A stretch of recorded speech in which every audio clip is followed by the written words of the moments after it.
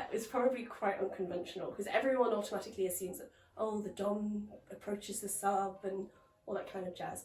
No, I leapt on him at a charity rope event.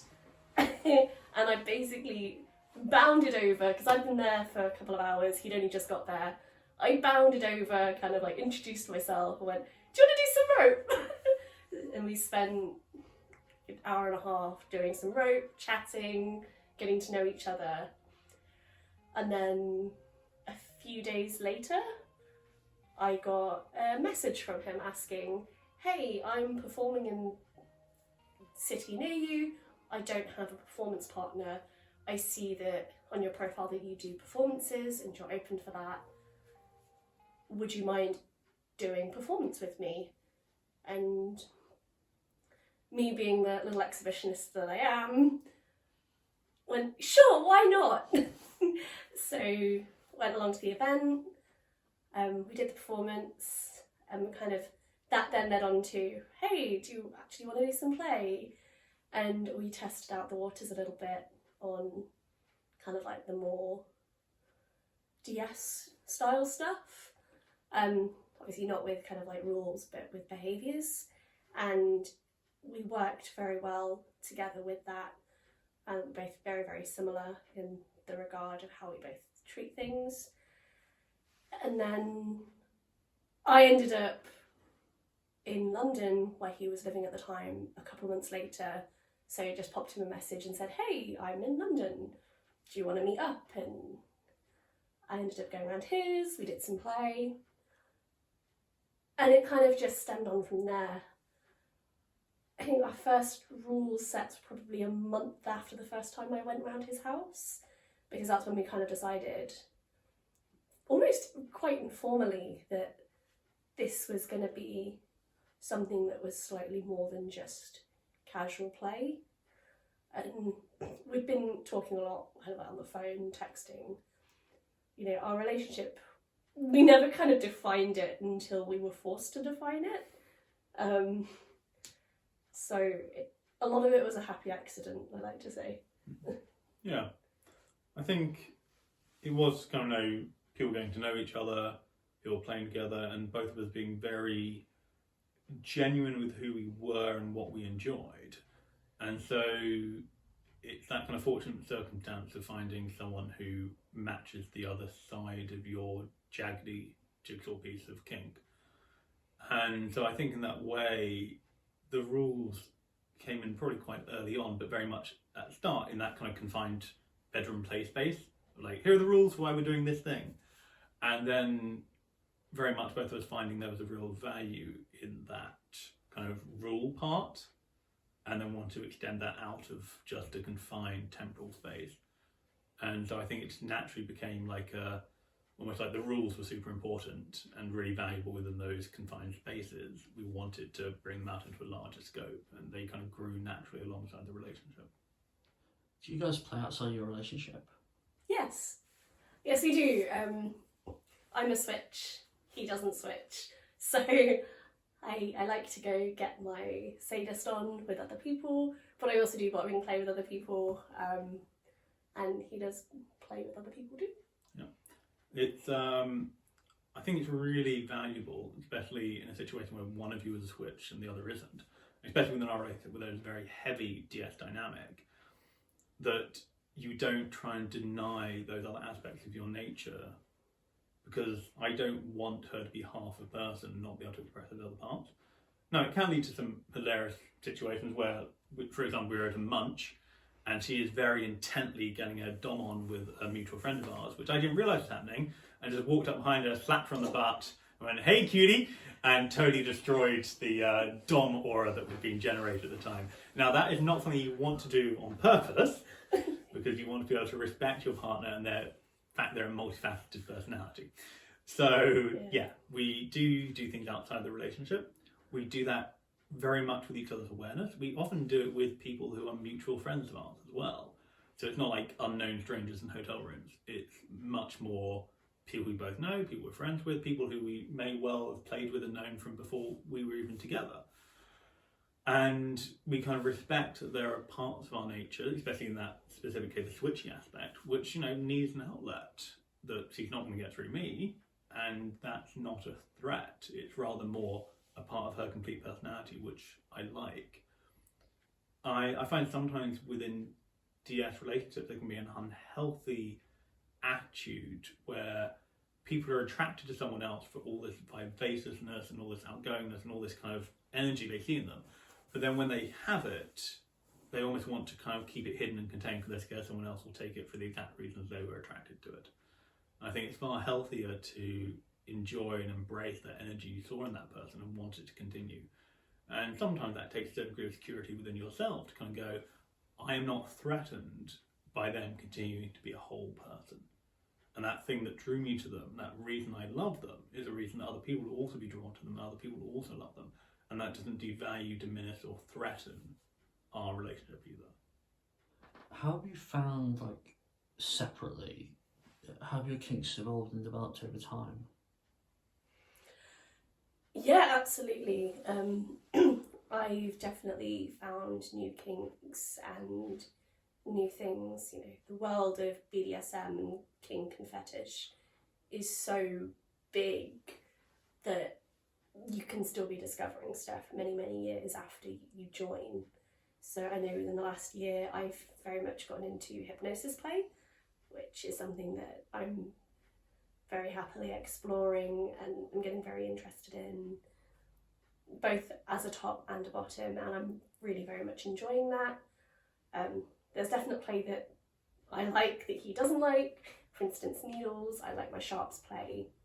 He doesn't like needles at all. So again, I like to kind of go away, explore that myself.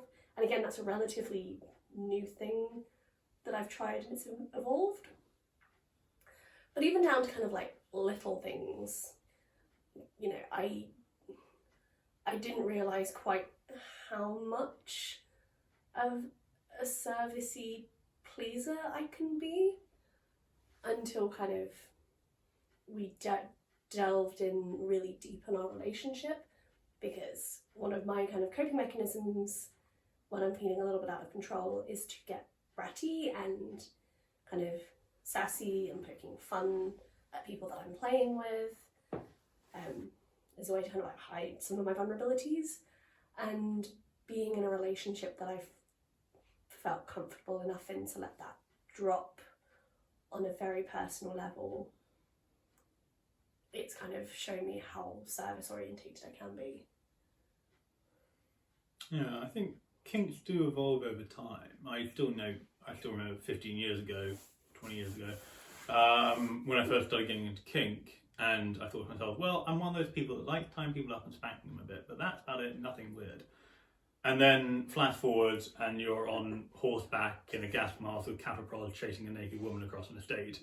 And it's with a blink of an eye, I've gone from one to the other. So I do think that you explore, you find those things you enjoy, you travel with them as far as you enjoy them. And then you either find a point where, I no longer enjoy this, or I enjoy it to this point, and that is my point with it. I think from a top perspective, a lot of it can be a journey of self-discovery and confidence. Because sometimes there is a reconciliation you must make between the idea of social norms of attitude and what is appropriate, how you interact with people, what is okay to feel and not okay to feel, and what it's okay to do to another person, that is challenged when you're a sadist or a top. And there's a lot of internalized conflict that can happen when you're trying to balance, I enjoy doing these things, but I'm told they are bad to do, but the person I'm doing the one that likes doing it. And so I think sometimes the first part of that journey is the learning to really understand and appreciate the nuances of consent, of relationship, of development in yourself, of what you're comfortable with, what you want to explore, and being comfortable with finding ways to explore that are safe and consensual and fulfilling. And then once you have kind of gone through that mental journey somewhat, is finding those people to share that journey with. And I think there is a growth in confidence as well when you do find those people and where you are able to explore those things. And along the way, as the top, as the instigator, very often in kind of sensation and scene, there's also that, hopefully, that drive to never make the same mistake twice. Because you are going to make mistakes, you are going to mess things up, you are going to hurt someone in a way you didn't mean to hurt them, or you're going to do something that you didn't mean to do. Things will go wrong. The objective is to always have the very best of intentions, have the best communication possible, and ideally to never make the same mistake twice. And that in your journey, you want to be taking it with people. And normally one of the best kind of references for people in the scene is, are they still playing with the same people they were playing with 10, 15 years ago? I'm always far more confident in a rigger that's tying the same model that they tied 15 years ago than the rigger that's always tying the brand new person who's just come on the scene. There's a great deal of value in someone who is consistently there, who's consistently learning, consistently trying, and doing it with the same kind of people. Where do you guys stand on the debate of, is BDSM sexual or not? BDSM for me is sexual, but it doesn't have to be for everybody. You know, we're playing with taboo subjects in BDSM, and part of the taboo nature of sex, it's very easy to incorporate that into BDSM. So for me, it's very much a sexual thing, but I do have a lot of people who it isn't a sexual thing, and there are a lot of aspects within our dynamic and the way that we play often aren't sexual either. So it can be, but it doesn't have to be. I think that BDSM, we use the term play quite aptly, actually. I think a lot of what we're doing as adults is we're playing. We're playing at, we're playing at being the victim. We're playing at being the kidnapper. We're playing at being the good guy or the bad guy. We are playing. We are taking on roles, and we are acting out those roles in a play situation. Now, as adults, we're also able to reward ourselves with that sexual aspect as well. So the thrill we're getting is from taboo breaking. So the thrill that you might get as a child by saying a curse word is the thrill that we get as an adult in kink from tying someone up and having them be helpless. It's naughty, it's taboo, it's the thrill. And as adults, we are able to sexualize things and engage in those as a kind of pleasure rewarding activity as well. So I think in a way it is all part of the same play mentality. It's playing out a role, it's playing out a power dynamic, playing out activities that are fun. And as adults, we have another aspect of that fun that can be sexual as well. And so in that way, I don't think they are necessarily wed to each other. But I think it's very often that we find that kind of reward activity can be sexualized. If people want to know a little bit more about you, how can they do that? Both of us are on Instagram, so I can be found under Red Riding Brat. I can be found under William B. Hunter. And then I am also on TikTok. So if anyone appreciates short sounds that often involve beeping, you can also find me on TikTok under Red Riding Brat as well. I'm also on Twitter as RRB Model. FetLife. FetLife as Probably well. the easiest. So for me, it's Will_Hunt. And again, it's Red Riding Brat for me on FetLife. Thanks very much. No worries.